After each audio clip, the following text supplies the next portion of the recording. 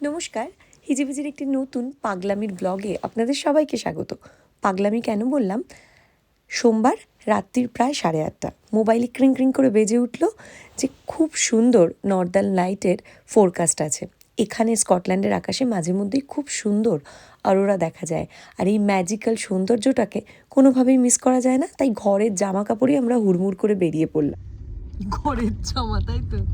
জিনু ঘরের জামাতেই চলে এসেছে। জাস্ট জিনুর ডিনারটা বেড়েছিলাম, তাই একটু টাইম নষ্ট করা যাবে না বলে ডিনারটা টিফিন বক্সে পুরো গাড়িতে খাওয়াতে খাওয়াতে বেরিয়ে গেলাম। এই দেখ, ভিডিওতে এত ভালো আসছে মানে চোখে ভাব কতটা ভালো দেখা যাচ্ছে। এই দেখ জিনু, সামনে যা সামনে যা, দেখি তোর একটা ভিডিও তুলনি, তোর মুখ আসছে। জিনু রাত্রির কটায়? এদিকটায় কিচ্ছু নেই, এদিকটায় কিছু নেই, এই গ্রিন হতে আরম্ভ করেছে। ওয়াও, শীতে কাঁপতে কাঁপতে মধ্যরাত্রের এই পাগলামি আমাদেরকে কিছু ম্যাজিক্যাল মুহূর্তের সাক্ষী করে রাখলো। প্রকৃতির কি খেলা না, অদ্ভুত সুন্দর হয়ে গেছিলো আকাশটা।